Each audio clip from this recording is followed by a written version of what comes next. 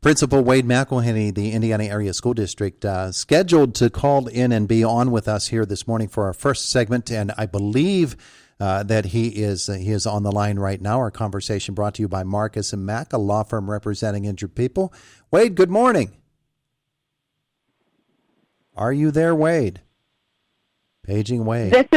This is Lori Datson. Oh, that's Lori. Okay, well, Lori, Wade never did make it through. I'm going to put you on hold because we've got Sarah Jewett. We're just going to go without Wade. So, Lori, I'm going to put you on hold down here on that line, and we're going to get rolling because we have to do this. Even without Wade, Sarah, we can do this. Good morning. Good morning. How are you today? Wonderful, and it's good to have you with us today. Now, you're from Preschool, right? I am. That's just what I wanted to share with our community this morning. We are super excited because even for our preschool, we are back in session. Mm-hmm. And I just wanted to share a little bit about what the program is about, if that's okay with you. Yes, by all means. Okay. So here at Indiana High School, we run an in-house preschool program, and that's a part of our child development class.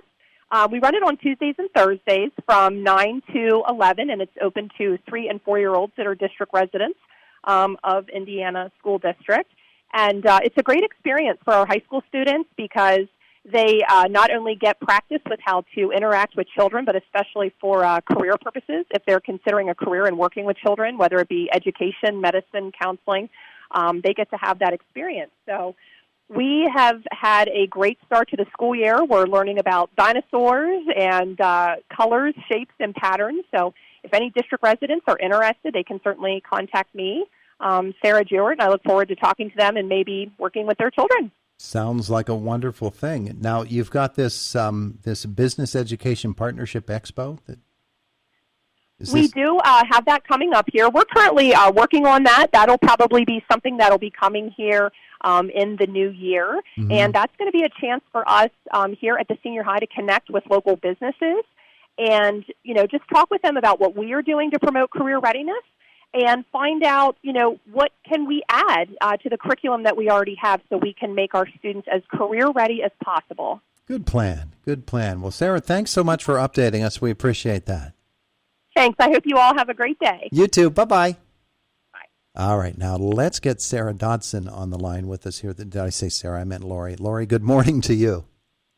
Good morning. How are you doing? Wonderful. It's good to have you with us here. Laura, Lori, I need a cup of coffee or something that's going to calm me down here this morning. Can you help me out? Well, we certainly can provide that for you.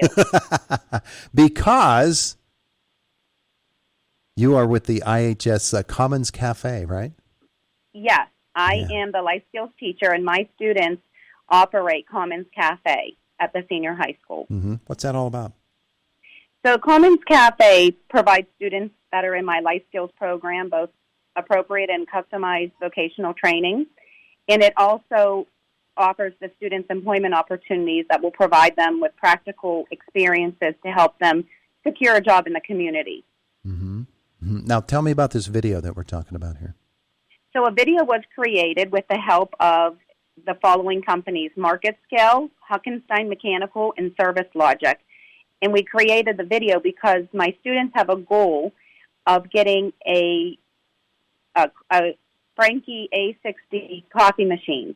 And this coffee machine is very versatile and will increase their efficiency and work readiness skills. So the coffee machine that the students would like to purchase is a coffee machine that you will see at Commonplace Coffee, that you will see at McDonald's, at any fast food restaurant. Mm-hmm. And they also want to purchase a point of sale system so that they can accept credit cards as well. Yeah. Wow. It sounds like they're getting pretty sophisticated in this program. That just helps them to understand what it's all about, though, doesn't it? Yes, and they're learning skills that are going to help them, that are going to transfer with them into the community when they go to apply for a job. They're going to be able to have these skills on the skill sets on their resume. Yeah, absolutely wonderful. Do kids have fun making the video? They sure do. They sure did, and I also have Chloe Mitchell with me, and she was actually in the video. Oh, yeah? Chloe? So I'm going to have her say a few words about the video. Okay. Let's say hello to Chloe. Hi, Chloe. Are you there? Paging Chloe. Chloe, are you there? No. Chloe? She's here. Uh-huh. You gotta talk loud. Hi, Okay. Hi, Chloe. How are you? I'm good. Wonderful, wonderful. Tell me about the video. I had a lot of fun working for this video, to be in the video and to be recognized, and I just had fun. Well, it Were sounds you like able to hear her? Yeah, we were able to hear that, and so Okay. it sounds like she had a good time with it. The other kids did as well. That's wonderful. Yes, and it was able to, spotlight their abilities Yeah. and let the community see what Commons Cafe is all about. I know a lot of people have heard about Commons Cafe probably from their students, Mm-hmm. their children, other community members, but people in the community being able to actually see what happens is awesome. Yeah. And from the video being produced, Lori Kisneski from Kisneski Insurance Group Mm-hmm. is going to help us fundraise the money that we need. Oh, terrific. Terrific. Well, you've got a top-notch fundraiser in Lori Kozneski. Oh, I know, and we are truly blessed. It was, a blessing in disguise when she reached out to us. We need to raise $12,000. Wow. Okay. Well, you're working hard at it, and I congratulate you, and we'll look forward to a progress report. All right. Well, great. Thank you so much for having us. Thanks for being on with us. Let's move on our calls here this morning and talk next with the Rowdy Rooters. That's who's on the line with me now, right? Yes, sir. All right. Who do I have? Hi, I'm Brock Petrus. I'm Noah Hutton, and we're your IHS Rowdy Rooter leaders. Uh-oh. The Rowdy Rooter leaders are on the line with us right now. So what are the Rowdy Rooters up to?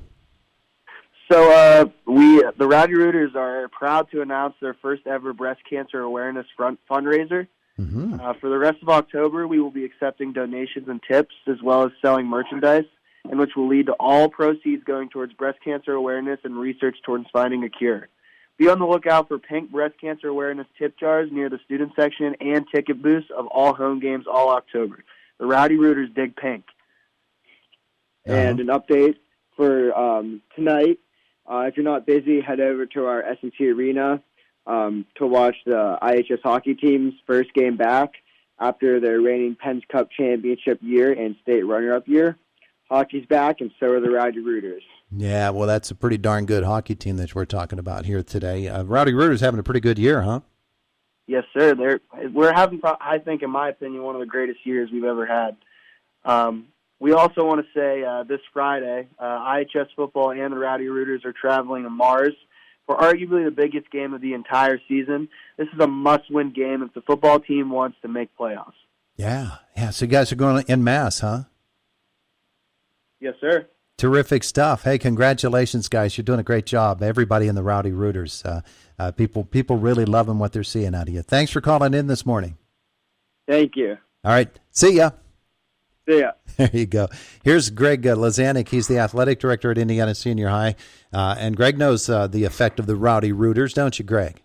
Sure do. The Rowdy Rooters, they've just been doing a great job this year, Todd. We've been working with them. Doug Johnson, assistant principal, and myself, and Mr. McElhaney has been working with the Rowdy Rooters on being loud, being present, having effect on games, but doing it in a positive way. And under the leadership of Brock and Noah and the whole student body here, they're just doing a great job. They're cheering positively. They're cheering for Indiana. They're having such a great time at the games with all that negative stuff, singling out players on the opposing team. So it's been a great fall sports year with the Rowdy Rooters. Terrific stuff. And, of course, that fall sports year is coming to a close here pretty rapidly with all kinds of postseason activity possibilities. And so you're about to make a transition into the winter sports season. The Rowdy Rooters are a part of that, too, though, aren't they?